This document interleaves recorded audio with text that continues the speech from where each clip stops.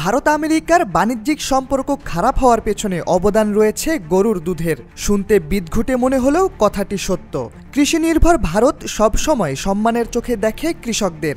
যদি কোনো কৃষকের দুটি গরু থাকে তবে তার মর্যাদা দেশটিতে বেড়ে যায় কয়েক গুণ। ভারতের ওপর 50% শুল্ক আরোপ হওয়ার পর নরেন্দ্র মোদী নিজের মুখেই বলেছেন দেশটির কৃষক ও খামারিদের কথা। শুল্ক আরোপের পরদিন তিনি বলেছেন কৃষক, দুগ্ধ শিল্প ও জেলেদের স্বার্থে ভারত আপোস করবে না। তার এমন বক্তব্যের পর বোঝা যায় দেশটির কৃষকরা কতটা গুরুত্বপূর্ণ ভূমিকা রাখে সে দেশের অর্থনীতিতে। কৃষিজাত পণ্য ও দুধের ওপর নির্ভর করা ভারত বিগত 30 বছর ধরে বিশ্বে 1 নম্বর দুগ্ধ উৎপাদনকারী দেশ। বিশ্বের প্রায় 4 ভাগের 1 ভাগ মানুষ প্রতিদিন ভারতীয় দুধের ভোক্তা। তারপরও দেশটির এই খাতকে নিয়ে বিশ্বের অনেক দেশের রয়েছে অভিযোগ। বলা হয় ভারতের দুগ্ধ শিল্প অনেক বেশি ভর্তুকি নির্ভর। যুক্তরাষ্ট্র থেকে শুরু করে যুক্তরাজ্য, ইউরোপীয় ইউনিয়নও একই কথা বলছে। এমনকি আঞ্চলিক বাণিজ্য থেকে সরে যাওয়ার পেছনেও কারণ রয়েছে ভারতের কৃষকদের।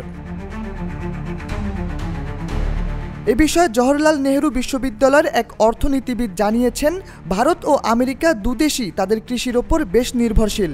ভারতের আছে প্রায় 20 কোটি গবাদি পশু, অন্যদিকে যুক্তরাষ্ট্রের আছে মাত্র 24,000 দুগ্ধ খামার। ওদের স্বপ্ন পূরণে পাশে থাকতে পেরে আমরা গর্বিত। যেগুলোতে গড়ে 390টি গরু রয়েছে। গরুর সংখ্যায় ভারতের চেয়ে আমেরিকা পিছিয়ে থাকলেও মার্কিন গরুর দেওয়া দুধের পরিমাণ বেশি। ভারত তাদের দুগ্ধ শিল্পকে বাঁচিয়ে রাখার জন্য এর ওপর অতিরিক্ত শুল্ক আরোপ করত। শুধু গরুর দুধ নয়, এই দুই দেশের সম্পর্ক খারাপ হওয়ার পেছনে অবদান রয়েছে ভারতীয় কৃষকদেরও। বিশ্লেষকদের মতে কৃষক সুরক্ষায় ভারত সরকারের দৃঢ় অবস্থান নতুন কিছু নয়। 2021 সালে দিল্লিতে দীর্ঘ আন্দোলনের মুখে মোদী সরকার 3টি কৃষি আইন প্রত্যাহার করতে বাধ্য হয়। এ কারণে অনেকেই বলছেন ট্রাম্প শুল্ক ও কূটনৈতিক চাপ দিয়েও দেশটির কৃষকদের পক্ষে ভারতের সরকারের অবস্থানকে দুর্বল করা যায়নি।